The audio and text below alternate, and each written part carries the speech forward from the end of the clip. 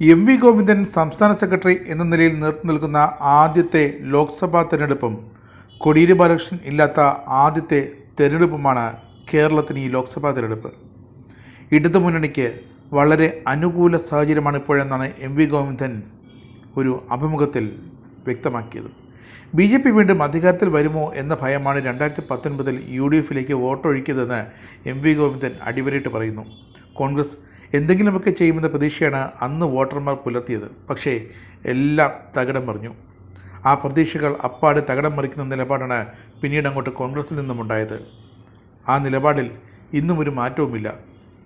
കോൺഗ്രസും BJPയും തമ്മിൽ അതിർവരമ്പില്ലെന്ന് ജനങ്ങൾ തിരിച്ചറിഞ്ഞു കഴിഞ്ഞു. മൃദു ഹിന്ദുത്വമല്ല, പച്ചയായ ഹിന്ദുത്വ അജണ്ട തന്നെയാണ് കോൺഗ്രസും ഇപ്പോൾ പിന്തുടരുന്നത്. അതൊരല്പം കൂടിയെങ്കിൽ മാത്രമേ അത്ഭുതപ്പെടാനുള്ളൂ. മധ്യപ്രദേശിൽ കമൽനാഥൊക്കെ പ്രയോഗിക്കുന്നത് മറയില്ലാത്ത വർഗീയതയാണ്. എങ്ങനെയെങ്കിലും BJPയിലേക്ക് എത്താമെന്നാണ് കമൽനാഥിൻ്റെ ചിന്തയും. കഴിഞ്ഞ തിരഞ്ഞെടുപ്പിൽ കോൺഗ്രസിന് അനുകൂലമായി നിന്ന ഏറ്റവും വലിയ ഘടകം കേരളത്തിലെ BJP വിരുദ്ധത തന്നെയാണ്. ഇടതുമുന്നണി ഉൾപ്പെടെ നടത്തിയ പ്രചാരണം അതിന് വഴിയൊരുക്കി. അതിൻ്റെ ഗുണം പക്ഷേ കിട്ടിയത് കോൺഗ്രസിനാണെന്ന് മാത്രം. അതിൽ ഫലമില്ലെന്ന് ജനത്തിന് മനസ്സിലായി. അന്ന് വർഗീയ വിരുദ്ധതയ്ക്കെതിരെ കോൺഗ്രസിനെ പിന്തുണച്ച ജനം ഇന്ന് മറിച്ച് ചിന്തിക്കുകയാണെന്ന് എം.വി. ഗോവിന്ദൻ മാസ്റ്റർ പറയുന്നു. കോൺഗ്രസ് അല്ല ഇടതുപക്ഷമാണ് നിലപാടുള്ളവരെന്ന തിരിച്ചറിവ് അനുഭവത്തിലൂടെ ജനങ്ങൾക്കിപ്പോൾ വന്നുകൊണ്ടിരിക്കുന്നു. ന്യൂനപക്ഷ വിഭാഗങ്ങൾ ഉൾപ്പെടെയുള്ളവരുടെ വോട്ടുകൾ ഇത്തവണ ഇടതുമുന്നണിക്ക് വലിയ തോതിൽ ലഭിക്കുമെന്നതിൽ ഒരു സംശയവും വേണ്ട. RSSനും BJPക്കുമെതിരെ ഇടതുമുന്നണി ഉയർത്തിക്കൊണ്ടിരിക്കുന്ന വിശാല കാഴ്ചപ്പാടിന് ലഭിക്കുന്ന സ്വീകാര്യതയാണിത്.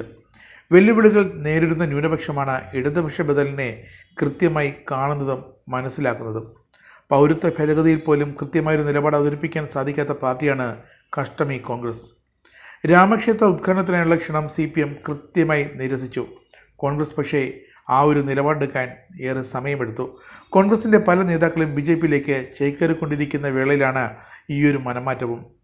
ഇടതുപക്ഷത്തിന് മാത്രമേ ഇപ്പോൾ നിലപാടുള്ളൂ.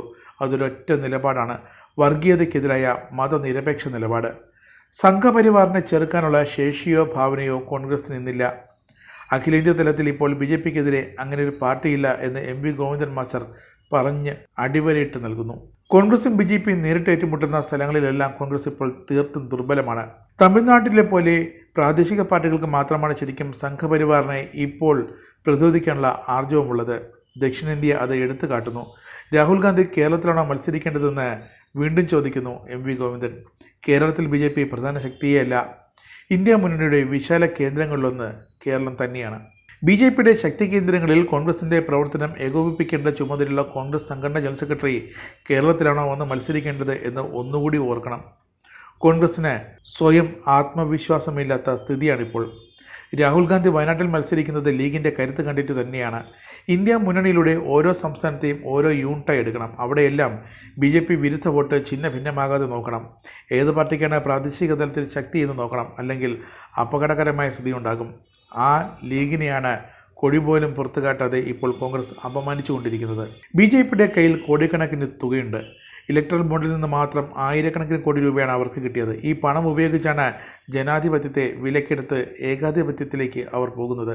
കഴിഞ്ഞ തെരഞ്ഞെടുപ്പിൽ 63% വോട്ടുകളും BJPക്കെതിരായിരുന്നു. ഈ വോട്ടുകൾ ഭിന്നിച്ചു പോകാതെ നോക്കിയാൽ ഇത്തവണയും നേട്ടമുണ്ടാകും ഇന്ത്യ മുന്നണിക്ക്. രാജ്യത്തെ ശിഥിലമാക്കുന്ന BJPയെ ഭരണത്തിൽ നിന്നും വലിച്ചിറക്കാൻ ഇത്തവണ കഴിയുമെന്ന് തന്നെയാണ് വിശ്വാസം. ഈ തെരഞ്ഞെടുപ്പ് സർവ്വദേശീയ തലം മുതൽ പ്രാദേശിക തലം വരെ എല്ലാ രാഷ്ട്രീയ സാഹചര്യങ്ങളും വിലയിരുത്തി പൊരുത്തപ്പെട്ടു പോകുന്ന ഒരു തെരഞ്ഞെടുപ്പ് തന്നെയാകും. ഇന്ത്യ മുന്നണിക്ക് അതിൽ നിർണായകമായ പങ്കും വഹിക്കാനാകും. തീവ്ര വലതുപക്ഷത്തിൻ്റെ ഭാഗമായി നിൽക്കുന്ന BJPയെ പരാജയപ്പെടുന്നതിന് തന്നെയാണ് ഈ വോട്ടുകൾ ഏകീകരിക്കപ്പെടേണ്ടതെന്ന് എം.വി. ഗോവിന്ദൻ മാസ്റ്റർ പറഞ്ഞു നിർത്തുന്നു.